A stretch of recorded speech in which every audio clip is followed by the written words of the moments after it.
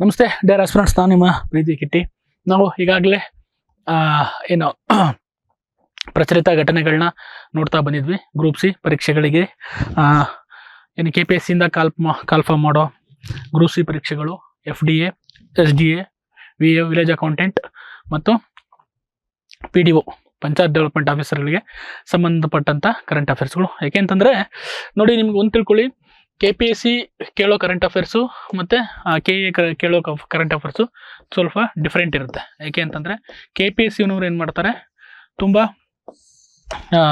ಇವರು ಡೈರೆಕ್ಟ್ ಸ್ಟೇಟ್ಮೆಂಟ್ಸ್ಗಳನ್ನ ಕೇಳ್ತಾರೆ, ಗೊತ್ತಾಗ್ತಿದೆಯಾ? ಅಂದರೆ ಲೈಕ್ ಫ್ಯಾಕ್ಟ್ ಮೇಲೆ ಜಾಸ್ತಿ ಫೋಕಸ್ ಮಾಡ್ತಾರೆ ಯಾರು KEನವರು. ಆದರೆ KPSCನವರು ಫ್ಯಾಕ್ಟ್ ಪ್ಲಸ್ ಕಾನ್ಸೆಪ್ಟ್, ಗೊತ್ತಾಗ್ತಿದೆಯಾ? ಫ್ಯಾಕ್ಟ್ ಪ್ಲಸ್ ಕಾನ್ಸೆಪ್ಟು ನೀವು ಗೊತ್ತಿದ್ರೆ ಮಾತ್ರ ಆನ್ಸರ್ ಮಾಡೋಕ್ಕಾಗುತ್ತೆ, ಗೊತ್ತಾಗ್ತಿದೆಯಾ? ಹಾಗಾಗಿ ಈ ಒಂದು KA ಮತ್ತು KPSCಗೆ ನೀವು ಎರಡಕ್ಕೂ ಓದಬೇಕಾದ್ರೆ ಫ್ಯಾಕ್ಟ್ಸು ಗೊತ್ತಿರಬೇಕು ಮತ್ತು ಕಾನ್ಸೆಪ್ಟು ಗೊತ್ತಿರಬೇಕು. ಹಾಗಾಗಿ ನೀವು ಯಾವುದೇ ಒಂದು ಕರೆಂಟ್ ಅಫೇರ್ಸ್ನ ಓದಬೇಕಾದ್ರೆ ಅದರಲ್ಲಿ ಬರೋ ಪದಗಳು ಅಥವಾ ಅದರಲ್ಲಿ ಬರೋ ವಿಷಯನ ಅರ್ಥ ಮಾಡಿಕೊಂಡು ಅದು ಪರೀಕ್ಷೆಯಲ್ಲಿ ಕೇಳ್ಬೋದು, ಗೊತ್ತಾಗ್ತಿದೆಯಾ? ಹಾಗಾಗಿ ನೀವು ಯಾವುದೇ ಥರ ಕರೆಂಟ್ ಅಫೇರ್ನ ಪೇಪರ್ಲಿ ಓದಬೇಕಾದ್ರೆ ಪೇಪರ್ಲಿ ಏನಾದರೂ ಒಂದು ವಿಷಯ ಬಂತು ಅಂದರೆ ಅದನ್ನು ಸಮಗ್ರವಾಗಿ ಅರ್ಥ ಮಾಡ್ಕೊಳ್ಳಿ. ಅದರ ಉದ್ದೇಶ ಏನು, ಯಾವ್ದಾದ್ರು ಒಂದು ಗೌರ್ಮೆಂಟ್ ಸ್ಕೀಮ್ಸ್ ಬಂತು ಅಂದ್ಕೊಳ್ಳಿ, ಆ ಸ್ಕೀಮ್ಸ್ನ ಉದ್ದೇಶ ಏನು, ಅದು ಯಾರಿಗೆ ಬೆನಿಫಿಷಿಯರಿ ಆಗಿದೆ, ಅದರದ್ದು ಏನು ಉದ್ದೇಶ ಏನಾಗಿದೆ, ಮತ್ತು ಅದು ಏನಾದರೂ ವಿಶೇಷತೆ ಏನೋ ಹೊಂದಿದೆಯಾ, ಯಾವ ಒಂದು ಏರಿಯಾನ ಕವರ್ ಮಾಡುತ್ತೆ, ಅದು ಯಾವ ಒಂದು ವರ್ಗನ ಅದು ಕವರ್ ಮಾಡುತ್ತೆ ಅನ್ನೋದ್ರ ಬಗ್ಗೆ ನಿಮಗೆ ಐಡಿಯಾ ಇರಬೇಕಾಗುತ್ತೆ, ಗೊತ್ತಾಗುತ್ತೆ. ಯಾಕೆ ಅಂತಂದರೆ ಈ ಕರೆಂಟ್ ಅಫೇರ್ಸ್ ಮೇಲೆ ತುಂಬ ಪ್ರಶ್ನೆಗಳು ಬರ್ತವೆ. ಅಟ್ಲೀಸ್ಟ್ ಮಿನಿಮಮ್ 10 ಕ್ವಶನ್ಸ್, ಯಾವುದೇ ಎಕ್ಸಾಮ್ ತೊಗೊಂಡ್ರು ಮಿನಿಮಮ್ 10 ಕ್ವಶನ್ಸ್ ಇರುತ್ತೆ.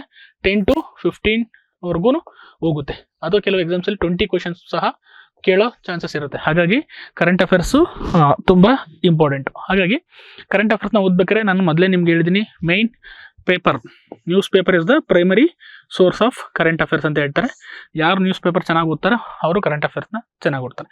ಸೆಕೆಂಡರಿ ಸೋರ್ಸು ಮ್ಯಾಗ್ಝಿನ್, ಗೊತ್ತಾಗ್ತಿದೆಯಾ? ನೀವು ಮ್ಯಾಗ್ಝಿನ್ ಏನು ಓದ್ತೀರಾ ಅದು. ನೆಕ್ಸ್ಟ್ ಮ್ಯಾಗ್ಝಿನ್ ಆದಮೇಲೆ ವೀಡಿಯೋಸ್, ಯೂಟ್ಯೂಬ್ ವೀಡಿಯೋಸ್, ಗೊತ್ತಾಗ್ತಿದೆಯಾ?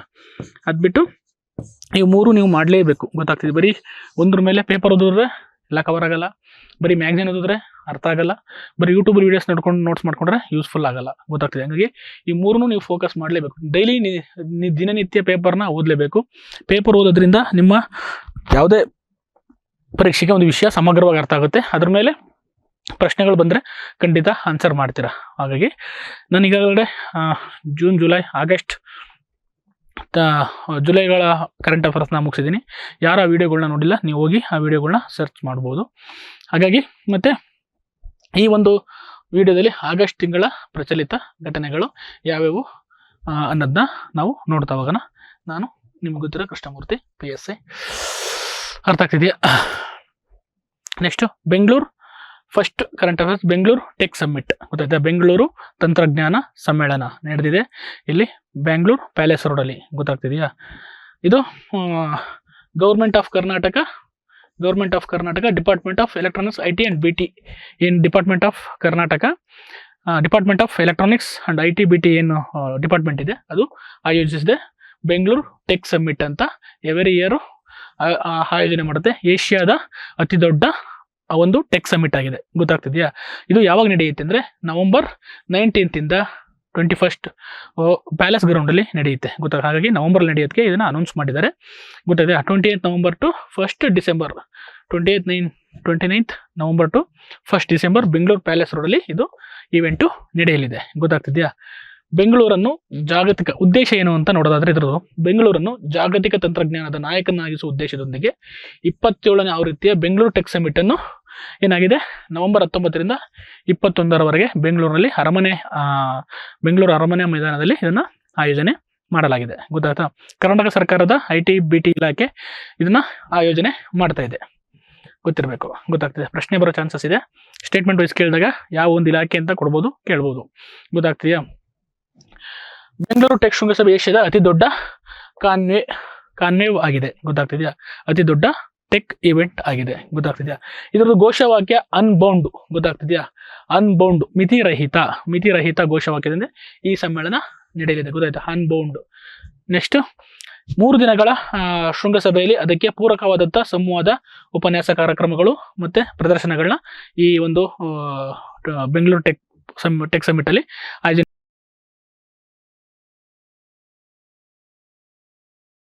ಮಾಡಲಾಗಿದೆ. 31ಕ್ಕೂ ಹೆಚ್ಚು ದೇಶಗಳಿಂದ ಈ ಒಂದು ಇದಕ್ಕೆ ಬರ್ತಾ ಇದ್ದಾರೆ, ಗೊತ್ತಾಗ್ತಿದೆ. ಈ ವರ್ಷದಲ್ಲಿ ಇದನ್ನ ಏನು ಟೆಕ್ ಸಮಿಟ್ ನ ಒಂದು ಪ್ಲಾಸ್ಟಿಕ್ ಮುಕ್ತ ಹಸಿರು ಟೆಕ್ ಆಗಿ ಇದು ಮಾಡಬೇಕು, ಹಸಿರು ಶೃಂಗಸಭೆಯಾಗಿ ಮಾಡಬೇಕು ಅಂತ ಅಂದ್ಬಿಟ್ಟು ನಿರ್ಧಾರ ಕೈಗೊಳ್ಳಲಾಗಿದೆ, ಗೊತ್ತಾಗ್ತಿದ್ಯಾ. ಪ್ಲಾಸ್ಟಿಕ್ ಮುಕ್ತ ಹಸಿರು ಟೆಕ್ ಶೃಂಗಸಭೆ, ಗೊತ್ತಾಗ್ತಿದ್ಯಾ. ಪರಿಸರ ಸ್ನೇಹಿ BTS ಅಂದ್ರೆ ಬೆಂಗಳೂರು ಟೆಕ್ ಸಮಿಟ್ ಅಂತ ಅಷ್ಟೇ, ಗೊತ್ತಾಗ್ತಿದ್ಯಾ. ಆಯೋಜನೆಗೆ ಪ್ಲಾಸ್ಟಿಕ್ ಬಳಕೆನ ಸಂಪೂರ್ಣ ನಿಷೇಧ ಮಾಡಲಾಗಿದೆ, ಗೊತ್ತಾಗ್ತದೆ. ಈಗ ಆಲ್ರೆಡಿ ಕರ್ನಾಟಕ ಸರ್ಕಾರ ಸಿಂಗಲ್ ಯೂಸ್ ಪ್ಲಾಸ್ಟಿಕ್, ಏನು ಪ್ಲಾಸ್ಟಿಕ್ ಪ್ಲೇಟ್ಸ್ ಆಗಿರ್ಬೋದು, ಪ್ಲಾಸ್ಟಿಕ್ ಸ್ಪೂನ್ಸ್ ಆಗಿರ್ಬೋದು, ಮತ್ತು ಹ್ಯಾಂಡ್ ಕವರ್ಸ್ ಆಗಿರ್ಬೋದು, ಹ್ಯಾಂಡ್ ಬ್ಯಾಗ್ಸ್ ಆಗಿರ್ಬೋದು, ಅವನ್ನ ಬ್ಯಾನ್ ಮಾಡಿದಾಗೆ ಜುಲೈ 1 ಗೊತ್ತಾಗ್ತಿದೆಯಾ, ಬ್ಯಾನ್ ಮಾಡಲಾಗಿದೆ ಸಿಂಗಲ್ ಯೂಸ್ ಪ್ಲಾಸ್ಟಿಕ್. ಹಾಗಾಗಿ ಈ ಒಂದು ಟೆಕ್ ಸಮಿಟಲ್ಲಿ ಸಂಪೂರ್ಣವಾಗಿ ಗೊತ್ತಾಗ್ತದೆ ಪ್ಲಾಸ್ಟಿಕ್ ಬಳಕೆನ ಸಂಪೂರ್ಣವಾಗಿ ಇಲ್ಲಿ ನಿಷೇಧಿಸಲಾಗಿದೆ. ಗ್ರೀನ್ BTS ಮೂಲಕ ಪರಿಸರಕ್ಕೆ ಪೂರಕವಾದ ವಾತಾವರಣ ನಿರ್ಮಿಸಲಾಗುವುದು, ಗೊತ್ತಾಗ್ತಿದೆಯಾ. ಆಹಾರ ತ್ಯಾಜ್ಯವನ್ನು ಸಂಸ್ಕರಿಸಿ ಬಯೋಗ್ಯಾಸ್ ಉತ್ಪಾದನೆ ಮಾಡಲು ನಿರ್ಧರಿಸಲಾಗಿದೆ. ಏನು ಆಹಾರ ತ್ಯಾಜ್ಯಗಳಿಂದ ಬಯೋಗ್ಯಾಸ್ನ ಒಂದು ಪ್ರೊಡ್ಯೂಸ್ ಮಾಡೋ ಒಂದು ನಿರ್ಧಾರ ಮಾಡಲಾಗಿದೆ. ಜೊತೆಗೆ 95ರಷ್ಟು ಕಡಿಮೆ ಪ್ಲಾಸ್ಟಿಕ್ ಬಳಕೆಗೂ ಆಯೋಜಕರಿಗೆ ಸೂಚಿಸಲಾಗಿದೆ. ಆಯೋಜಕರಿಗೆ 95% ಏನು ಪ್ಲಾಸ್ಟಿಕ್ನ ರೆಡ್ಯೂಸ್ ಮಾಡಬೇಕು, ಬಳಸೋದನ್ನ ಕಮ್ಮಿ ಮಾಡಬೇಕು. ಯಾಕೆಂದರೆ ಪರಿಸರ ಸಂರಕ್ಷಣೆ ಮಾಡಲು, ಗೊತ್ತಾದ ಒಂದು ಪರಿಸರಕ್ಕೆ ಪೂರಕವಾದ ವಾತಾವರಣ ನಿರ್ಮಿಸಲು. ನೆಕ್ಸ್ಟ್ 27ನೇ ಆವೃತ್ತಿ BTS ಪ್ರಮುಖ ಅಂಶಗಳು ಏನಂತಂದರೆ 31ಕ್ಕೂ ಹೆಚ್ಚು ದೇಶಗಳಿಂದ ಪ್ರತಿನಿಧಿಗಳು ಭಾಗವಹಿಸಿ 700ಕ್ಕೂ ಹೆಚ್ಚು ಜನ ಪ್ರದರ್ಶಕರು, ಗೊತ್ತಾಗ್ತಿದೆಯಾ. ನೆಕ್ಸ್ಟ್ 25,000ಕ್ಕೂ ಹೆಚ್ಚಿನ ಉದ್ಯಮಿ ವೀಕ್ಷಕರು ಭಾಗಿಯಾಗಿ ಇಲ್ಲಿ ಸಂವಾದಗಳು ನಡೆಯುತ್ತೆ, 85ಕ್ಕೂ ಹೆಚ್ಚು ಸಂವಾದಗಳು ನಡೆಯುತ್ತೆ. ಮತ್ತು STPI ಪ್ರಶಸ್ತಿ, ಸ್ಮಾರ್ಟ್ ಅಪ್ ಪ್ರಶಸ್ತಿ, ಸ್ಟಾರ್ಟ್ ಬಯೋ ಪ್ರಶಸ್ತಿನ ಕೊಡಬೇಕು ಅಂತ ಈ ಒಂದು ಟೆಕ್ ಸಮಿಟಲ್ಲಿ ನಿರ್ಧಾರ ಮಾಡಲಾಗಿದೆ. ಇದನ್ನು ಕರ್ನಾಟಕ ಸರ್ಕಾರದ ಐಟಿ ಏನೇ ಇಲಾಖೆ ಇದೆ ಅದು ಆಯೋಜನೆ ಮಾಡ್ತಿದೆ. ಯಾಕೆಂದರೆ ಬೇರೆ ದೇಶಗಳಿಂದ FDIನ ಇನ್ವೆಸ್ಟರ್ಸ್ನ ಮತ್ತು ಏನು ಈ ತಂತ್ರಜ್ಞಾನಗಳನ್ನು ಅಭಿವೃದ್ಧಿ ಮಾಡೋಕ್ಕೋಸ್ಕರ ಈ ಒಂದು ಟೆಕ್ ಸಮಿಟ್ನ ಪ್ರತಿ ವರ್ಷ ಏನಾಗಿ ಯೂಸ್ ಮಾಡ್ತಾರೆ, ಗೊತ್ತಾಗ್ತಿದೆಯಾ. ನೆಕ್ಸ್ಟು ನೊಮ್ಯಾಡಿಕ್ ಎಲಿಫೆಂಟ್ 2004, ಗೊತ್ತಾಗ್ತಿದೆಯಾ. ನೊಮ್ಯಾಡಿಕ್ ಎಲಿಫೆಂಟ್ ಎಕ್ಸಸೈಸ್ ಅಂತ ಕರೀತಾರೆ, ಗೊತ್ತಾಗ್ತಿದೆಯಾ. ಯಾವ್ಯಾವ ದೇಶಗಳ ಮಧ್ಯೆ ಈ ನೊಮ್ಯಾಡಿಕ್ ಎಲಿಫೆಂಟ್ ಮೊನ್ನೆ ನಡೆದ ಗ್ರೂಪ್ C ಪರೀಕ್ಷೆಗಳಲ್ಲಿ ಇದ್ರ ಬಗ್ಗೆ ಪ್ರಶ್ನೆಗಳು ಕೇಳಿದ್ದಾರೆ, ಗೊತ್ತಾಗ್ತಿದೆಯಾ. Nomadic elephant 2024 India Mongolia joint military exercise. ಯಾವುದು? ಇಂಡಿಯಾ ಮತ್ತು ಮಂಗೋಲಿಯಾ, ಭಾರತ ಮತ್ತು ಮಂಗೋಲಿಯಾ, ಇಂಡಿಯಾ ಪ್ಲಸ್ ಮಂಗೋಲಿಯಾ, ಗೊತ್ತಾಗ್ತಿದೆಯಾ. ನಾನು ಈಗ ಆಲ್ರೆಡಿ ನೀವು ಕಳೆದ ವಿಡಿಯೋಗಳಲ್ಲಿ ನಾನು ಬೇರೆ ಬೇರೆ ದೇಶಗಳು ಧರ್ಮ ಗಾರ್ಡಿಯನ್ ಆಗಿರ್ಬೋದು, ಗೊತ್ತಾಗ್ತಿದೆ, ಶಕ್ತಿ ಆಗಿರ್ಬೋದು, ಮತ್ತು ಮೈತ್ರಿ ಮಿತ್ರ ಆಗಿರ್ಬೋದು, ಮತ್ತು ಆಪರೇಷನ್ ದೋಸ್ತ್ ಆಗಿರ್ಬೋದು, ಇದೆಲ್ಲ ನಾವು ನೋಡಿದ್ದೀವಿ. ಅದೇ ರೀತಿ ಅಲೆಮಾರಿ ಎಲಿಫೆಂಟ್, ನೊಮ್ಯಾಡಿಕ್ ಎಲಿಫೆಂಟ್ ಅನ್ನೋದು ಈ ಮಂಗೋಲಿಯಾ ಜೊತೆ ಏನಾಗಿದೆ ಜಂಟಿ ಮಿಲಿಟರಿ ಆಪರೇಷನ್ ಆಗಿದೆ. ಭಾರತದ ಒಂದು ಜಂಟಿ military exercise, joint military exercise ಅಂತ ಕರೀತಾರೆ, ಗೊತ್ತಾಗ್ತಿದೆಯಾ. ಭಾರತ ಮತ್ತು ಮಂಗೋಲಿಯಾ ನಡುವಿನ 16ನೇ ಆವೃತ್ತಿ, ಗೊತ್ತಾಗ್ತದೆ, 16ನೇ ಆವೃತ್ತಿಯ ಜಂಟಿ ಮಿಲಿಟರಿ ಕವಾಯತು ಆದ ನೊಮ್ಯಾಡಿಕ್ ಎಲಿಫೆಂಟ್ ಅನ್ನು ಜುಲೈ 3ರಂದು ಮೇಘಾಲಯದ ಉಮೋರ್ನಲ್ಲಿ ಇದನ್ನ ಏನಾಗಿದೆ ಪ್ರಾರಂಭ ಮಾಡಲಾಗಿದೆ, ಗೊತ್ತಾಗ್ತಿದೆಯಾ. ಇಂಡೋ ಮಂಗೋಲಿಯನ್ ರಕ್ಷಣಾ ಸಂಬಂಧವನ್ನು ಬಲಪಡಿಸಲು ಎರಡೂ ದೇಶಗಳು ಜಂಟಿ ಮಿಲಿಟರಿ ಅಭ್ಯಾಸವನ್ನು ಇವನ್ನ ಏನ್ ಮಾಡ್ತವೆ, ಕೈಗೊಳ್ತವೆ, ಗೊತ್ತಾಗ್ತಿದೆಯಾ.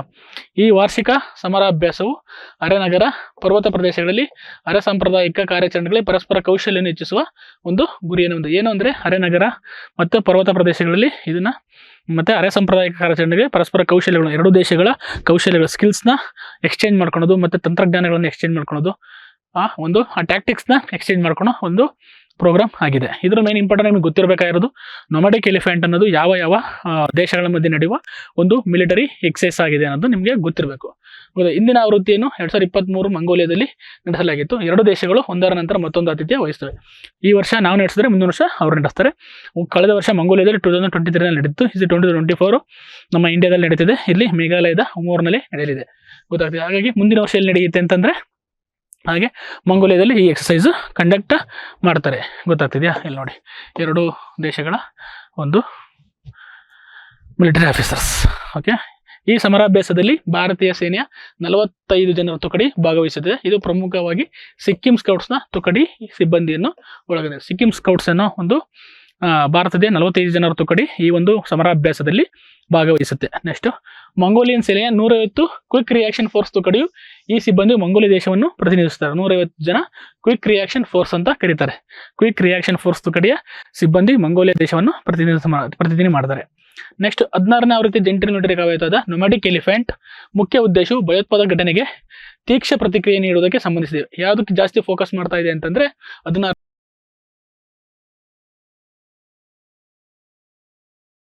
ಭಯೋತ್ಪಾದಕ ಘಟನೆಗೆ ಸಂಬಂಧಿಸಿದಂತೆ ತೀಕ್ಷ್ಣ ಪ್ರತಿಕ್ರಿಯೆನ ಕೊಡಬೇಕು ಅನ್ನೋ ಆ ಒಂದು ಉಭಯ ಸೇನೆಗಳ ಕೌಶಲ್ಯವನ್ನು ಇದೇನು ಮಾಡುತ್ತೆ, ಹೆಚ್ಚಿಸುವುದಾಗಿದೆ. ಗೊತ್ತಾಗ್ತಿದೆಯಾ? ಇದನ್ನು ಹೊರತುಪಡಿಸಿ ಭಾರತ ಮತ್ತು ಮಂಗೋಲಿಯಾ ನಿಯಮಿತವಾಗಿ ಏನು ಕಾನ್ಕ್ವೆಸ್ಟ್ ಗೊತ್ತಾಯ್ತಾ, ಕಾನ್ಕ್ವೆಸ್ಟ್ ಅನ್ನೋ ಒಂದು ಬಹುಪಕ್ಷೀಯ ಮಿಲಿಟರಿ ಕವಾಯತನ್ನು ಸಹ ಭಾಗವಹಿಸ್ತವೆ. ಯಾವುದು ನೊಮ್ಯಾಡಿಕ್ ಎಲಿಫೆಂಟ್ ಬಿಟ್ಟು ಇನ್ನೊಂದು ಕಾನ್ಕ್ವೆಸ್ಟ್ ಅನ್ನೋ ಒಂದು ಬಹುಪಕ್ಷೀಯ ಮಿಲಿಟರಿ ಎಕ್ಸಸೈಸ್ ಅಲ್ಲಿ ಭಾರತ ಮತ್ತು ಮಂಗೋಲಿಯಾ ಏನು ಮಾಡ್ತವೆ, ಭಾಗವಹಿಸ್ತವೆ. ಹಾಗಾಗಿ ಗೊತ್ತಿರಬೇಕಾಗಿದೆ, ಇದು ನೊಮ್ಯಾಡಿಕ್ ಎಲಿಫೆಂಟ್ ಭಾರತ ಮತ್ತು ಏನು ಭಾರತ ಮತ್ತು ಮಂಗೋಲಿಯಾ ಜಾಯಿಂಟ್ ಮಿಲಿಟರಿ ಆಪರೇಷನ್ ಅಂತ ಕರಿಬಹುದು. ಓಕೆನಾ? ನೆಕ್ಸ್ಟ್ ಕಡಿಮೆ ಇಂಗಾಲದ ಶಕ್ತಿ ವಲಯ. ಕಡಿಮೆ ಇಂಗಾಲದ ಶಕ್ತಿ ವಲಯ ಏನು? ಕಡಿಮೆ ಇಂಗಾಲದ ಶಕ್ತಿ ವಲಯ ಅಂದರೆ 2024 ಜೂನ್ನಲ್ಲಿ ವಿಶ್ವ ಬ್ಯಾಂಕ್ ಕಾರ್ಯನಿರ್ವಾಹಕ ನಿರ್ದೇಶಕರ ಮಂಡಳಿಯು, ಯಾವುದು ವಿಶ್ವ ಬ್ಯಾಂಕ್ ಕಾರ್ಯನಿರ್ವಾಹಕ ನಿರ್ದೇಶಕರ ಮಂಡಳಿಯು ಭಾರತ ದೇಶದಲ್ಲಿ ಏನು ಈ ಕಾರ್ಬನ್ನ ಕಡಿಮೆ ಮಾಡುವ ಒಂದು ಉದ್ದೇಶದಿಂದ, ಗೊತ್ತಾಗ್ತಿದೆಯಾ, ಭಾರತದಲ್ಲಿ ಕಡಿಮೆ ಇಂಗಾಲದ ಶಕ್ತಿ ಕ್ಷೇತ್ರವನ್ನು ಲೋ ಕಾರ್ಬನ್ ಎನರ್ಜಿ ಸೆಕ್ಟರ್ನ ಅಭಿವೃದ್ಧಿಪಡಿಸಲು ಭಾರತ ಸರ್ಕಾರಕ್ಕೆ $1.5 ಶತಕೋಟಿ ಸಾಲವನ್ನು ಭಾರತ ಅನುಮೋದಿಸಿದೆ. ಸಾಲ ಕೊಡಲು ವಿಶ್ವ ಬ್ಯಾಂಕ್ ಅನುಮೋದನೆ ನೀಡಿದೆ. ಗೊತ್ತಾಗ್ತಿದೆಯಾ?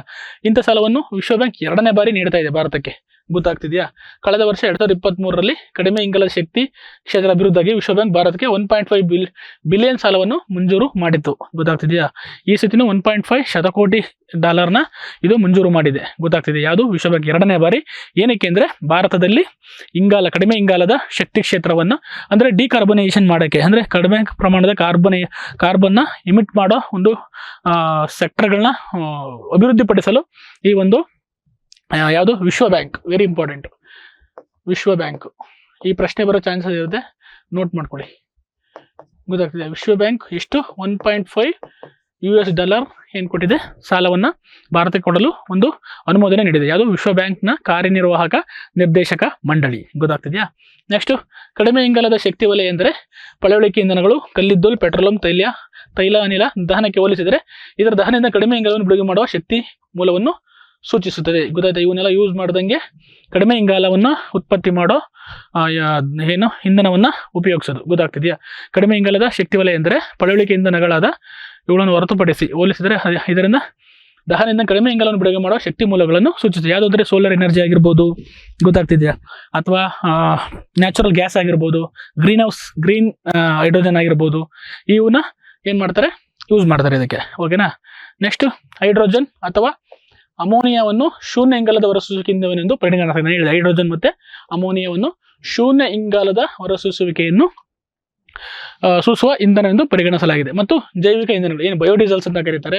ಈ ಬಯೋಡೀಸೆಲ್ಸ್ ಏನ್ಗಳಿದೆ ಗೊತ್ತಾಯ್ತಾ? ಬಯೋ ಎಥನಾಲ್ ಆಗಿರ್ಬೋದು, ಬಯೋಡೀಸೆಲ್ ಆಗಿರ್ಬೋದು, ಇವು ಬಯೋ ಇಂಧನಗಳು ಕಡಿಮೆ ಇಂಗಾಲದ ಇಂಧನಗಳ ಪ್ರಮುಖ ಉದಾಹರಣೆಗಳೇ ಆಗಿವೆ. ಗೊತ್ತೈತೆ? ಜೈವಿಕ ಇಂಧನವನ್ನು ಬಯೋಡೀಸೆಲ್ಸ್ ಅನ್ನು ಅಥವಾ ಬಯೋಫ್ಯೂಯಲ್ಸ್ ಅನ್ನು ಸಸ್ಯಗಳು, ಮರ, ಹುಲ್ಲುಗಳು, ಕಾಕಂಬಿ, ಕೃಷಿ ತ್ಯಾಜ್ಯಗಳಿಂದ ಮತ್ತು ಪಾಚಿಗಳಿಂದ, ಜೀವರಾಶಿಗಳಿಂದ ಇವನ್ನ ಏನಾಗುತ್ತೆ, ಈ ಬಯೋ ಫ್ಯೂಯಲ್ಸ್ನ ತಯಾರು ಮಾಡಲಾಗುತ್ತದೆ. ಇವು ಕಡಿಮೆ ಪ್ರಮಾಣದ ಕಾರ್ಬನ್ ಅನ್ನ ಎಮಿಟ್ ಮಾಡ್ತವೆ. ನೆಕ್ಸ್ಟ್ ವೆರಿ ಇಂಪಾರ್ಟೆಂಟ್, ಭಾರತ ಸರ್ಕಾರವು 2070 ವೇಳೆಗೆ ನಿವ್ವಳ ಶೂನ್ಯ ಇಂಗಾಲದ ಹೊರಸೂಸುವಿಕೆಯನ್ನು ಏನು ಮಾಡ್ತವೆ, ನಾವು ಗುರಿ ಸಾಧಿಸ್ತೀವಿ ಅಂತ ಅಂದ್ಬಿಟ್ಟು ನಾವು ಪ್ಯಾರಿಸ್ ಒಪ್ಪಂದದಲ್ಲಿ ಮಾಡ್ಕೊಂಡಿದ್ವಿ. ಇಷ್ಟರಲ್ಲಿ ಇದು ಪ್ರಶ್ನೆ ಖಂಡಿತ ಬರುತ್ತೆ, 100% ಈ ಪ್ರಶ್ನೆ ಬರುತ್ತೆ. ಭಾರತ ಯಾವ ವರ್ಷಕ್ಕೆ ಶೂನ್ಯ ಇಂಗಾಲ ಹೊರಸೂಸುವಿಕೆಯನ್ನು ಸಾಧಿಸುವ ಗುರಿಯನ್ನು ಹೊಂದಿದೆ ಎಂದ ಪ್ರಶ್ನೆ ಬರುತ್ತೆ. ಗೊತ್ತಾಯ್ತಾ? ಅದಕ್ಕಾಗಿ ಭಾರತ ಈ ಒಂದು ಶೂನ್ಯ ಕಾರ್ಬನ್ ಅಥವಾ ಶೂನ್ಯ ಇಂಗಾಲದ ಹೊರಸೂಸುವಿಕೆಯನ್ನು ಸಾಧಿಸುವ ಗುರಿಯನ್ನ ಹಮ್ಮಿಕೊಂಡಿರೋದ್ರಿಂದ ಒಂದು ಕಾರ್ಯಕ್ರಮವನ್ನು ಹಮ್ಮಿಕೊಂಡಿದೆ. ಗೊತ್ತಾಗ್ತಿದೆಯಾ? ಅದೇ ರಾಷ್ಟ್ರೀಯ ಹಸಿರು ಹೈಡ್ರೋಜನ್ ಮಿಷನ್. ಗೊತ್ತಾಗ್ತಿದೆಯಾ? ನ್ಯಾಷನಲ್ ಗ್ರೀನ್ ಹೈಡ್ರೋಜನ್ ಮಿಷನ್ ಅಂತ ಕರೀತಾರೆ ಅದಕ್ಕೆ. ಗೊತ್ತಾಗ್ತದೆ ಏನು ನ್ಯಾಷನಲ್ ಗ್ರೀನ್ ಹೈಡ್ರೋಜನ್ ಮಿಷನ್ ಅಂತಂದ್ರೆ, the government of India aims to achieve net zero carbon emission by 2070. To achieve this goal the government of India launched the national green hydrogen mission. ಏನು ರಾಷ್ಟ್ರೀಯ ಹಸಿರು hydrogen mission ಗುರಿ ಏನಂತಂದ್ರೆ ಏನು ಮಾಡೋದು, to achieve net zero carbon emission. Net zero carbon ಶೂನ್ಯ ಇಂಗಾಲ ಹೊರಸೂಸುವಿಕೆನ ಮಾಡೋದು. ಎಷ್ಟರಲ್ಲಿ 2070 ಗೊತ್ತಾಗ್ತದೆ. 2070 ನಾವು ಶೂನ್ಯ ಕಾರ್ಬನ್ ಎಮಿಷನ್ನ ಏನು ಮಾಡ್ತೀವಿ, ಎಮಿಷನ್ನ ತಡೆಗಟ್ತೀವಿ ಅನ್ನೋದನ್ನ ಒಂದು ಗುರಿಯನ್ನು ಹೊಂದಿದೆ. ಆ ಗುರಿನ ಈಡೇರಿಸೋಕ್ಕೋಸ್ಕರ ಈ ಒಂದು ನ್ಯಾಷನಲ್ ಗ್ರೀನ್ ಹೈಡ್ರೋಜನ್ ಮಿಷನ್ನ ಜಾರಿಗೆ ತಂದಿದೆ. ಓಕೆನಾ. ಏನು ನ್ಯಾಷನಲ್ ಗ್ರೀನ್ ಹೈಡ್ರೋಜನ್ ಮಿಷನ್ ಅಂದರೆ ನೋಡಿಲ್ದೆ, union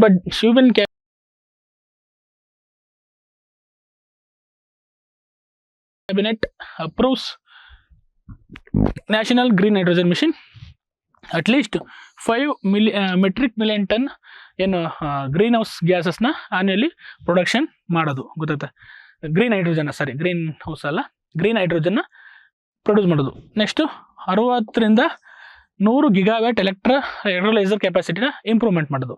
125 gigawatt capacity green hydrogen ಜನರೇಷನ್ನ ನೆಟ್ವರ್ಕ್ನ ಸ್ಥಾಪನೆ ಮಾಡೋದು ಇದರ ಉದ್ದೇಶ ಆಗಿದೆ.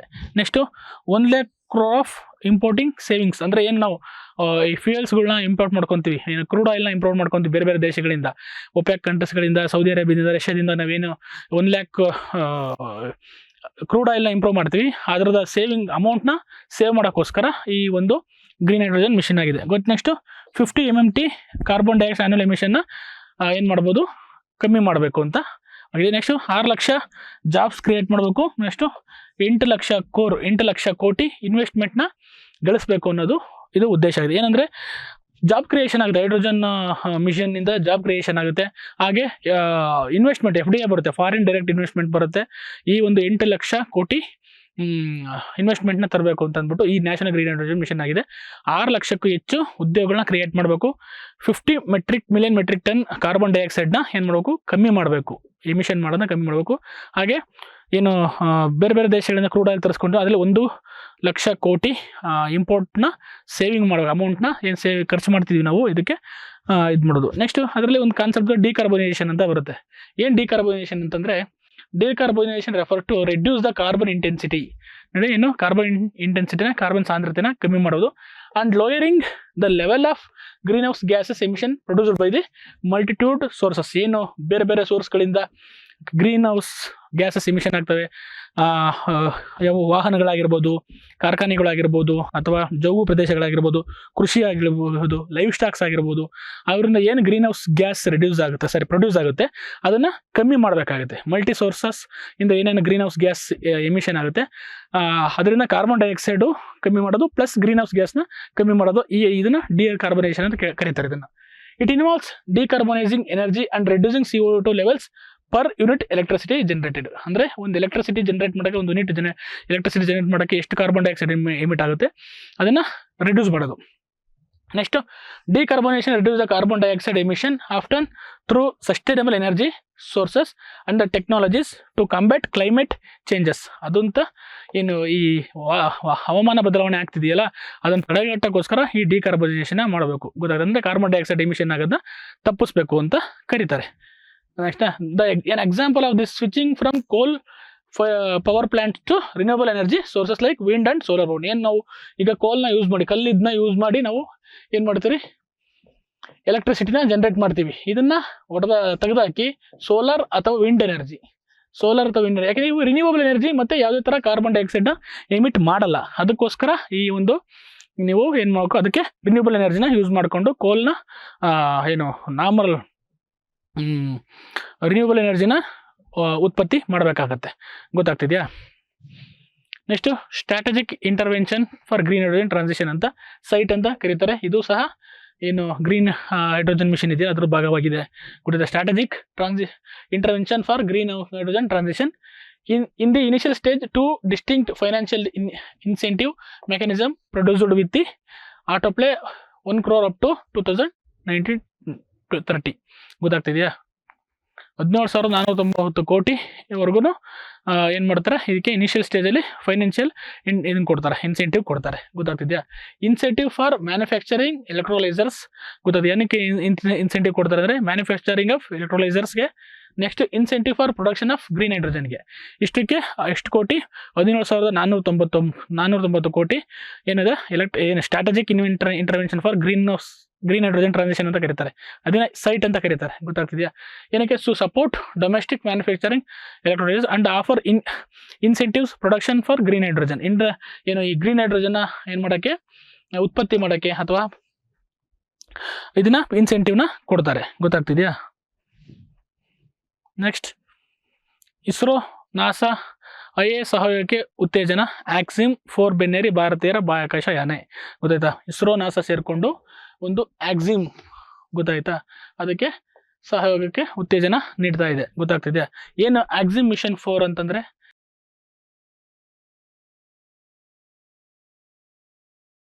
ಆಕ್ಸಿಮ್ ಮಿಷನ್ 4 ಅಂದ್ರೆ ಅಕ್ಟೋಬರ್ 2024 ಬಳಿಕ ಉಡಾವಣೆಗೊಳ್ಳಲಿರುವ ಆಕ್ಸಿಮ್ 4 ಆಕ್ಸಿಮ್ ಸ್ಪೇಸ್ನ ಇಂದಿನ ಅನುಭವಗಳಾಗಿರದೆ ಭೂಮಿಯ ಕೆಳಕಕ್ಷೆಯಲ್ಲಿ ಮಾನವರು ಉಳಿದುಕೊಳ್ಳುವಂತೆ ಮಾಡುವುದು. ಇದ್ರದ್ದು ಏನು ಉದ್ದೇಶ ಅಂತಂದ್ರೆ ಆಕ್ಸಿಮ್ದು, ಗೊತ್ತಾಗ್ತಿದೆಯಾ? ಆಕ್ಸಿಮ್ನ ಇಂದಿನ ಏನು ಭೂಮಿಯ ಕೆಳ ಇದೆಯಲ್ಲ, ಲೋಯರ್ ಅರ್ತ್ ಆರ್ಬಿಟ್ ಇದೆಯಲ್ಲ, ಅಲ್ಲಿ ಮಾನವರು ಉಳ್ಕೋಬೇಕು, ಮಾನವರನ್ನ ಉಳಿದುಕೊಳ್ಳುವಂಥ ವ್ಯವಸ್ಥೆ ಮಾಡೋ ಒಂದು ಸ್ಕೀಮ್ ಆಗಿದೆ. ಗೊತ್ತಾಯ್ತು? ಆಕ್ಸಿಮ್ ಮಿಷನ್ ಆಗಿದೆ. ನೆಕ್ಸ್ಟ್ ಆಕ್ಸಿಮ್ 4 ಯೋಜನೆಯು ಬಾಹ್ಯಾಕಾಶದಲ್ಲಿ ಸುಸ್ಥಿರ ಜೀವನಕ್ಕಾಗಿ ತಂತ್ರಜ್ಞಾನವನ್ನು ಅಭಿವೃದ್ಧಿಪಡಿಸುವ ಗುರಿಯನ್ನ ಹೊಂದಿದೆ. ಗೊತ್ತಾಗ್ತಿದೆಯಾ? ಈ ಯೋಜನೆಯು ಮಾನವ ಸಹಿತ ಗಣಯಂತ್ರ ಸಂಬಂಧಿಸಿದಂತೆ ಇಸ್ರೋ ಮತ್ತು ನಾಸಾಗಳ ನಡುವಿನ ಸಹಯೋಗವನ್ನು ಬಲಪಡಿಸುತ್ತದೆ. ಗೊತ್ತಾಗಿದೆ? ಇಸ್ರೋ ಮತ್ತು ನಾಸಾಗಳ ನಡುವಿನ ಒಂದು ಒಪ್ಪಂದದ ಮೂಲಕ ಆಕ್ಸಿಮ್ 4 ಅನ್ನೋದು ಆಗಿದೆ. ಇದು ಲೋಯರ್ ಅರ್ತ್ ಆರ್ಬಿಟ್ ಅಲ್ಲಿ ಮನುಷ್ಯ ಅಥವಾ ಮಾನವ ಜೀವಿ ಅಲ್ಲಿ ಉಳ್ಕೊಳ್ಳೋ ಒಂದು ಯೋಜನೆ ಆಗಿದೆ. ಗೊತ್ತಾಯ್ತಾ? Gaganyaan once astronaut to travel the ISS and NASA's mission. ISS ಅಂದ್ರೆ ಇಂಟರ್ನ್ಯಾಷನಲ್ ಸ್ಪೇಸ್ ಸ್ಟೇಷನ್ ಅಂತ ಕರೀತಾರೆ. ಗೊತ್ತಾಗ್ತಿದೆಯಾ? ಹಾಗಾಗಿ ಆಕ್ಸಿಮ್ 4 ಮಿಷನ್. ಗೊತ್ತಾಗ್ತಿದೆಯಾ? ಈ mission is schedule to take place earlier than October ಅಲ್ಲಿ ಇದು ಏನಾಗಿದೆ, ಪ್ಲಾನ್ ಆಗಿದೆ. ಗೊತ್ತಾಗ್ತಿದೆಯಾ?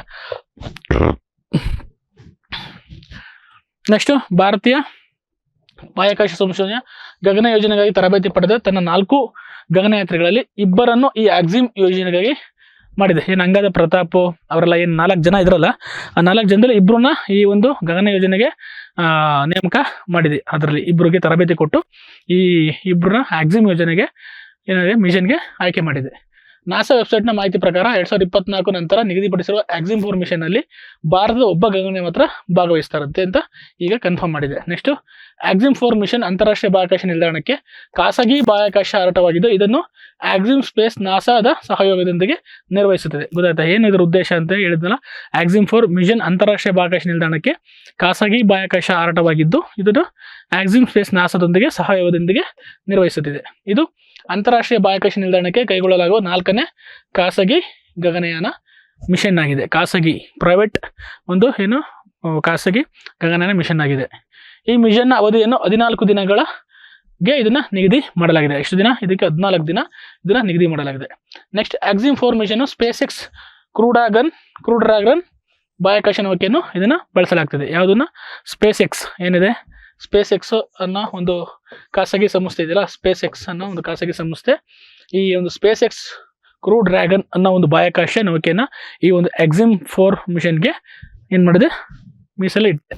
ಗೊತ್ತಾಗ್ತದೆ? Another important current affairs, Karnataka related very important ಪ್ರಶ್ನೆ ಬರುವ ಸಾಧ್ಯತೆ ಇದೆ. ಗೊತ್ತಾಗ್ತಿದೆಯಾ? Next lithium reserves found in Yadagiri and Mandya. ಗೊತ್ತಾಗ್ತಿದೆಯಾ? Lithium reserves found in Yadagiri and Mandya. Lithium ಏನು ಲಿಥಿಯಂ ಇದೆಯಲ್ಲ, ಇದು very important for electric vehicle.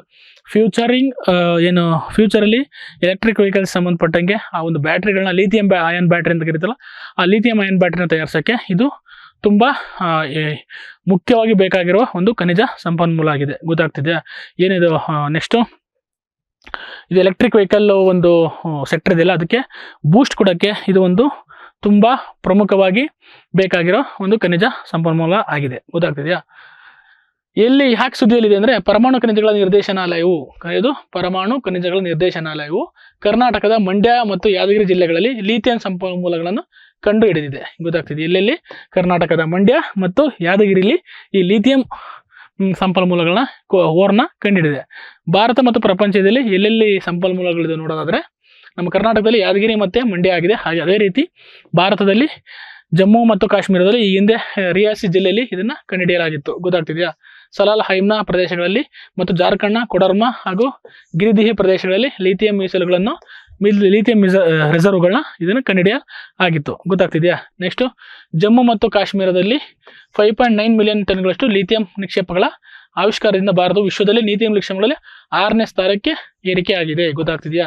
Lithium ಉತ್ಪಾದನೆ ಮಾಡುವ ರಾಷ್ಟ್ರಗಳಲ್ಲಿ ಈಗ ಭಾರತ ಪ್ರಸ್ತುತ 6ನೇ ಸ್ಥಾನವನ್ನು ಪಡೆದುಕೊಂಡಿದೆ. ಯಾಕೆಂದರೆ ಜಮ್ಮು ಕಾಶ್ಮೀರದಲ್ಲಿ 5.9 ಮಿಲಿಯನ್ಗಳಷ್ಟು ಲಿಥಿಯಂ ಅಯಾನು ಸಿಕ್ಕಿರೋದ್ರಿಂದ ಈ ಒಂದು ಸಾಧ್ಯತೆ ಆಗಿದೆ, 6ನೇ ಸ್ಥಾನಕ್ಕೆ ಹೋಗಿ ಸಾಧ್ಯತೆ ಆಗಿದೆ. ಓಕೆನಾ? Lithium good news for India. ಯಾಕೆಂದ್ರೆ lithium deposit discovered in Mandya and Yadagiri district. ಓಕೆನಾ? ಬೊವಿಲಿಯಾ ವಿಶ್ವದ ಅತಿ ದೊಡ್ಡ ಲಿಥಿಯಂ, ಪ್ರಶ್ನೆ ಬರೋ ಚಾನ್ಸಸ್ ಇದೆ. ಬೊವಿಲಿಯಾ ವಿಶ್ವದ ಅತಿ ದೊಡ್ಡ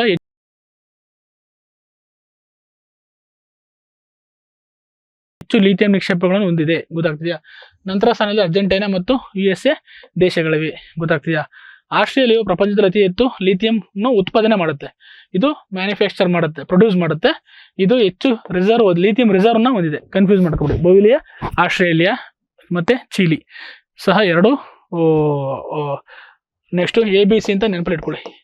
ABC ಆಸ್ಟ್ರೇಲಿಯಾ, ಬೊವಿಲಿಯಾ ಮತ್ತೆ ಚಿಲಿ ಮತ್ತೆ ಅರ್ಜೆಂಟೈನಾ ಇವು ಸಹ ಹೊಂದಿದೆ. ನೆಕ್ಸ್ಟ್ ಅರ್ಜೆಂಟೀನಾ, ಚಿಲಿ ಮತ್ತೆ ಬೊವಿಲಿಯಾದಿಂದ ಕೂಡಿರುವ ಲಿಥಿಯಂ ತ್ರಿಕೋನವು ಪ್ರಪಂಚದ ಸುಮಾರು 56% ಲಿಥಿಯಂ ಅನ್ನು ಹೊಂದಿದೆ. ಹೇಳಿದ್ನಲ್ಲ, ABC ಅರ್ಜೆಂಟೈನಾ, ಬೊವಿಲಿಯಾ ಮತ್ತೆ ಚಿಲಿ ಇವು ಎಷ್ಟು ಪ್ರಪಂಚದ 56% ಲಿಥಿಯಂನ ಇವು ಒಳಗೊಂಡಿದೆ. ಗೊತ್ತಾಗ್ತಿದೆಯಾ? ಲಿಥಿಯಂ ಟ್ರಯಾಂಗಲ್ ಅಂತ ಕರೀತಾರೆ. ಇದಕ್ಕೆ ಏನಂತ ಕರೀತಾರೆ? ಲಿಥಿಯಂ ತ್ರಿಕೋನ ಅಥವಾ ಲಿಥಿಯಂ ಟ್ರಯಾಂಗಲ್ ಅಂತ ಕರೀತಾರೆ. Chile, Bolivia contains 56% of the world's lithium. ಗೊತ್ತಾಯ್ತಾ? ಪ್ರಪಂಚದಲ್ಲಿ ಇರುವ ಲಿಥಿಯಂನಲ್ಲಿ 56% ಈ 3 ದೇಶಗಳಲ್ಲಿ ಕಂಡು ಬರುತ್ತಂತೆ. ಓಕೆನಾ? Next another important topic, world heritage committee. ಏನು ವರ್ಲ್ಡ್ ಹೆರಿಟೇಜ್ ಕಮಿಟಿ ಅಂತ ಕರೀತಾರೆ? ವಿಶ್ವ ಪರಂಪರೆ ಸಮಿತಿ. ವಿಶ್ವ ಪರಂಪರೆ ಸಮಿತಿ ಏನಕ್ಕೆ ಸುದ್ದಿಯಲ್ಲಿದೆ ಅಂತ ನೋಡಿದರೆ, ಇತ್ತೀಚೆಗೆ ನವದೆಹಲಿಯಲ್ಲಿ ಪ್ರಧಾನಮಂತ್ರಿಯವರು ವಿಶ್ವ ಪಾರಂಪರಿಕ ಸಮಿತಿಯ 46ನೇ ಅಧಿವೇಶನ ಉದ್ಘಾಟಿಸಿ ಅಹೋಮ್ ರಾಜವಂಶ ಏನು ದಿಬ್ಬ ವ್ಯವಸ್ಥೆಯಾಗಿದೆಯಾ ಅದನ್ನು ಅಸೋಮೋಯಿಡ್ಗಳನ್ನು ಯುನೆಸ್ಕೋ ವಿಶ್ವ ಪರಂಪರೆ ಪಟ್ಟಿಯಲ್ಲಿ ಸೇರಿಸಿದೆ. ಗೊತ್ತಾಗ್ತಿದೆ? 46ನೇ ಏನು ಒಂದು ಅಧಿವೇಶನದಲ್ಲಿ ಭಾರತದ ಒಂದು ಸಮಾಧಿಯಾದ ಏನು ಅಸ್ಸಾಂನ ಅಹೋಮ್ ರಾಜವಂಶದ ದಿಬ್ಬ ಸಮಾಧಿಯಾದ ಮೊಯಿಡ್ಗಳನ್ನು ಈ ಯುನೆಸ್ಕೋ ವಿಶ್ವ ಪರಂಪರೆ ಪಟ್ಟಿಯಲ್ಲಿ ಸೇರಿಸಲಾಗಿದೆ. ಗೊತ್ತಾಗ್ತಿದೆಯಾ? ಇದು ಭಾರತದ 43ನೇ ವಿಶ್ವ ಪರಂಪರೆ ತಾಣವಾಗಿದೆ. 41 ಗೊತ್ತು, 42 ಗೊತ್ತು. ಗೊತ್ತಾಗ್ತಿದೆಯಾ? ನೋಡೋಣ, ಕಮೆಂಟ್ ಮಾಡಿ. 41 ಅದು 42 ಅದು ಗೊತ್ತಾಗ್ತಿದೆಯಾ? ಇದು ಯುನೆಸ್ಕೋ ವಿಶ್ವ ಪಾರಂಪರಿಕ ಒಪ್ಪಂದವನ್ನು ಕಾರ್ಯಗತಗೊಳಿಸುವ ಜವಾಬ್ದಾರಿಯನ್ನು ಹೊಂದಿದ್ದು, ಅತ್ಯುತ್ತಮವಾದ ಸಾರ್ವತ್ರಿಕ ಮೌಲ್ಯವಾದ ಸಾಂಸ್ಕೃತಿಕ ಮತ್ತು ನೈಸರ್ಗಿಕ ಪರಂಪರೆಗಳ ತಾಳಗಳನ್ನು ಸಂರಕ್ಷಿಸುವ ಗುರಿಯನ್ನು ಹೊಂದಿದೆ. ಇದರ ಗುರಿ ಏನಂತಂದ್ರೆ, ಅತ್ಯುತ್ತಮವಾದ ಸಾಂಸ್ಕೃತಿಕ ಮತ್ತು ಸಾರ್ವತ್ರಿಕ ಮೌಲ್ಯವನ್ನು ಸಾರುವ ಕೆಲವು ನೈಸರ್ಗಿಕ ಮತ್ತು ಪಾರಂಪರಿಕ ಸ್ಥಳಗಳನ್ನು ಸಂರಕ್ಷಣೆ ಮಾಡುವುದು ಈ ಒಂದು ಏನು ವರ್ಲ್ಡ್ ಹೆರಿಟೇಜ್ ಕಮಿಟಿಯ ಒಂದು ಮುಖ್ಯ ಉದ್ದೇಶ. ಗೊತ್ತಾಯ್ತಾ? ವಿಶ್ವ ಪರಂಪರೆಗೆ ಸಂಬಂಧಿಸಿದ ಎಲ್ಲ ವಿಷಯಗಳನ್ನು ನಿರ್ವಹಿಸುವ ಮತ್ತು ವಿಶ್ವ ಪಾರಂಪರೆ ಪಟ್ಟಿಗಾಗಿ ಹೊಸ ತಾಣಗಳನ್ನು ಸೇರಿಸುವ ಅಂತಿಮ ಜವಾಬ್ದಾರಿಯನ್ನು ಈ ಒಂದು ಕಮಿಟಿ ಒಳಗೊಂಡಿದೆ. ಗೊತ್ತಾಗ್ತಿದೆಯಾ?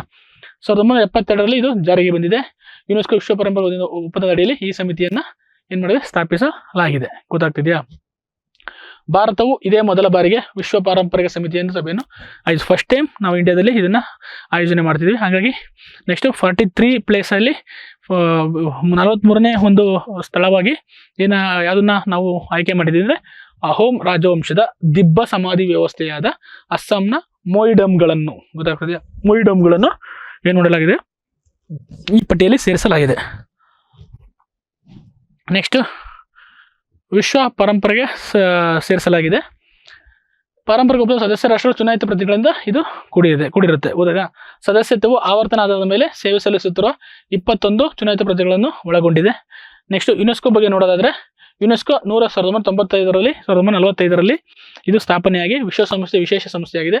ಇದು ಫ್ರಾನ್ಸ್ನ ಪ್ಯಾರಿಸ್ನಲ್ಲಿ ಇದರ ಪ್ರಧಾನ ಕಚೇರಿಯನ್ನು ಹೊಂದಿದ್ದು, ಶಿಕ್ಷಣ, ವಿಜ್ಞಾನ, ಸಂಸ್ಕೃತಿ ಮತ್ತು ಸಂವಹನದಲ್ಲಿ ಅಂತಾರಾಷ್ಟ್ರೀಯ ಸಂಯೋಗವನ್ನು ಅಥವಾ ಸಹಯೋಗವನ್ನು ಉತ್ತೇಜಿಸುವ ಗುರಿಯನ್ನು ಹೊಂದಿದೆ. ಏನು ಗುರಿ ಹೊಂದಿದೆ ಅಂತಂದ್ರೆ, ಇದು ಶಿಕ್ಷಣ, ವಿಜ್ಞಾನ, ಸಂಸ್ಕೃತಿ ಹಾಗೂ ಸಂವಹನದಲ್ಲಿ ಅಂತಾರಾಷ್ಟ್ರೀಯ ಸಹಯೋಗವನ್ನು ಉತ್ತೇಜಿಸುವುದು ಹಾಗೂ ಇದರ ಗುರಿಯನ್ನು ಹೊಂದಿದೆ. ಗೊತ್ತಾಯ್ತಾ? 1945 ಸ್ಥಾಪನೆ ಆಗಿದೆ. ಇದರ ಕೇಂದ್ರ ಕಚೇರಿ ಪ್ಯಾರಿಸ್ನಲ್ಲಿ ಇದೆ. ಗೊತ್ತಾಗ್ತಿದೆ? ಫ್ರಾನ್ಸ್ನ ಪ್ಯಾರಿಸ್ನಲ್ಲಿದೆ. ನೆಕ್ಸ್ಟ್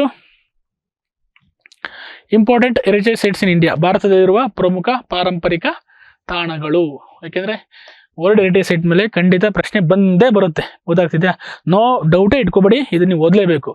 ಈಗ ಏನು ಲಾಸ್ಟ್ ಟೈಮ್ ಏನು ಹೊಯ್ಸಳ ಸ್ಥಳಗಳು ಮತ್ತು ಶಾಂತಿನಿಕೇತನ ಏನಾಗಿತ್ತು ಅದ್ರ ಮೇಲೆ ಪ್ರಶ್ನೆಗಳು ಬಂದಿದೆ, ಕೇಳಿದ್ದಾರೆ. ಗ್ರೂಪ್ ಸಿನಲ್ಲೂ ಕೇಳಿದ್ದಾರೆ, ಮೊನ್ನೆ ನಡೆದ KPSC ಪ್ರಿಲಿಮ್ಸಲ್ಲೂ ಕೇಳಿದ್ದಾರೆ, ಗೊತ್ತಾಗ್ತಿದೆಯಾ? ಹಾಗಾಗಿ ಮುಂದೆ ಬರೋ ಪರೀಕ್ಷೆಗಳಲ್ಲಿ ಪ್ರಶ್ನೆ ಬರುತ್ತೆ. ಯಾವ್ದ್ರ ಮೇಲೆ importance of world heritage sites in India, ಗೊತ್ತಾಗ್ತದೆ? ಭಾರತದಲ್ಲಿರುವ ವಿಶ್ವ ಪಾರಂಪರಿಕ ತಾಣಗಳು, ಗೊತ್ತಾಗ್ತದೆಯಾ? ವಿಶ್ವ ಪಾರಂಪರಿಕ ತಾಣಗಳ ಪಟ್ಟಿಯಲ್ಲಿ ಭಾರತವು ಎಷ್ಟನೇ ಸ್ಥಾನದಲ್ಲಿದೆ? 6ನೇ ಸ್ಥಾನದಲ್ಲಿದೆ. ಭಾರತದಲ್ಲಿನ ವಿಶ್ವ ಪಾರಂಪರಿಕ ತಾಣಗಳ ಒಟ್ಟು ಸಂಖ್ಯೆ 43, ಗೊತ್ತಾಗ್ತದೆ? ಒಟ್ಟು 43 ಇದೆ 2024 ಒಟ್ಟು ಸಾಂಸ್ಕೃತಿಕ ಪರಂಪರೆ ತಾಣಗಳು 35, ಗೊತ್ತಾಗ್ತಿದೆಯಾ? ಸಾಂಸ್ಕೃತಿಕ ತಾಣಗಳು 35, ಒಟ್ಟು ನೈಸರ್ಗಿಕ ತಾಣಗಳು 7, ಮಿಶ್ರ ತಾಣ 1, ಗೊತ್ತಾಗ್ತಿದೆಯಾ? ಒಟ್ಟು ನೈಸರ್ಗಿಕ ತಾಣಗಳು ಯಾವುವು ಅಂತ ನೋಡ್ರಿ, 35 ನೋಡೋದಾದ್ರೆ, 7 ನೋಡೋದಾದ್ರೆ ಇವು 35 ಹಂಪಿ, ಕರ್ನಾಟಕದಲ್ಲಿ ಹಂಪಿ ಮತ್ತು ಪಟ್ಟದಕಲ್ಲು ಹಾಗೂ ವೆಸ್ಟರ್ನ್ ಘಾಟ್ಸ್, ಗೊತ್ತಾಗ್ತಿದೆಯಾ? ಅದೇ ರೀತಿ ಭಾರತದಾದ್ಯಂತ 35 ಸಾಂಸ್ಕೃತಿಕ ಪರಂಪರೆ ತಾಣಗಳನ್ನ ಹೊಂದಿದೆ. ಕಾಜಿರಂಗ ಇವು ಏನು ಒಟ್ಟು ನೈಸರ್ಗಿಕ ಸ್ಥಾನಗಳು ಎಷ್ಟಿದಾವೆ? 7 ಇದಾವೆ, ಗೊತ್ತಾಗ್ತಿದೆಯಾ? ಅದರಲ್ಲಿ ಮಾನಸ್ ವನ್ಯಜೀವಿ ಅಭಯಾರಣ್ಯ ಪಶ್ಚಿಮ ಘಟ್ಟಗಳು, ಇದು ಕರ್ನಾಟಕಕ್ಕೂ ಸೇರುತ್ತೆ. ಸುಂದರಬನ್ಸ್ ರಾಷ್ಟ್ರೀಯ ಉದ್ಯಾನವನ, ನಂದಾದೇವಿ ಮತ್ತು ವ್ಯಾಲಿ ಆಫ್ ಫ್ಲವರ್ಸ್ ರಾಷ್ಟ್ರೀಯ ಉದ್ಯಾನವನಗಳು, ಗ್ರೇಟ್ ಹಿಮಾಲಯನ್ ರಾಷ್ಟ್ರೀಯ ಉದ್ಯಾನವನ ಸಂರಕ್ಷಣಾ ಪ್ರದೇಶ ಹಾಗೂ ಕಿಲಾಡಿಯೋ ರಾಷ್ಟ್ರೀಯ ಉದ್ಯಾನವನ, ಇವೆಲ್ಲ ವರ್ಲ್ಡ್ ಹೆರಿಟೇಜ್ ಸೈಟ್ಸ್ಲಿ ತಮ್ಮ ಹೆಸರುಗಳನ್ನ ಪಡ್ಕೊಂಡಿವೆ. ನೆಕ್ಸ್ಟ್ ಮಿಶ್ರಿತದಲ್ಲಿ ಕಾಂಚನಗಂಗಾ ರಾಷ್ಟ್ರೀಯ ಉದ್ಯಾನವನ ಇದೆ. ಮಿಶ್ರ ಪಾರಂಪರಿಕ ತಾಣಗಳ ಪಟ್ಟಿಯಲ್ಲಿ ಏನು ವಿಶ್ವ ಪಾರಂಪರಿಕ ತಾಣಗಳಿಗೆ ಸೇರ್ಪಡೆ ಪ್ರಥಮ ತಾಣಗಳು ಯಾವುವು ಅಂತಂದ್ರೆ, ಫಸ್ಟ್ ಯಾವ ಆಯ್ಕೆ ಅದು ಅಂದರೆ ತಾಜ್ ಮಹಲ್, ಆಗ್ರಾ ಕೋಟೆ, ಅಜಂತಾ ಗುಹೆಗಳು, ಎಲ್ಲೋರಾ ಗುಹೆಗಳು, ಇವು 1983 ಸೇರ್ಪಡೆ ಆಗಿದ್ದಾವೆ. 1983 ಇವು ಸೇರ್ಪಡೆಯಾದು. ಇತ್ತಿನ ಸೇರ್ಪಡೆಗಳಂದ್ರೆ 2023 ಮತ್ತು 2024 ಶಾಂತಿನಿಕೇತನ 41ನೇ ಸ್ಥಾನ, ಹೊಯ್ಸಳ ದೇವಾಲಯಗಳು 42ನೇ ಸ್ಥಾನ, ಅಸ್ಸಾಂನ ಮೊಯಿಡಮ್ಗಳು 43ನೇ ಸ್ಥಾನ ಪಡ್ಕೊಂಡಿದೆ. Very important. 41, 42 ಹಾಗೂ 43 ಎಲ್ಲವೂ ಸಹ ಇಂಡಿಯಾದಿಂದ ಸೆಲೆಕ್ಟ್ ಆಗಿದೆ. 46ನೇ ಒಂದು ಸಮಿತಿಯಲ್ಲಿ 43ನೇ ಪಾರಂಪರಿಕ ತಾಣವಾಗಿ ಅಸ್ಸಾಂನ ಅಹೋಮ್ ರಾಜವಂಶದ ದಿಬ್ಬ ಸಮಾಧಿ ವ್ಯವಸ್ಥೆಯಾದ ಅಸ್ಸಾಂನ ಮೊಯಿಡಮ್ಗಳು ಅಂತ ಕರೀತಾರೆ, ಇವನ್ನ ಆಯ್ಕೆ ಮಾಡಲಾಗಿದೆ. ಓಕೆನಾ? Next Pari, public art of India ಅಂತ ಕರೀತಾರೆ.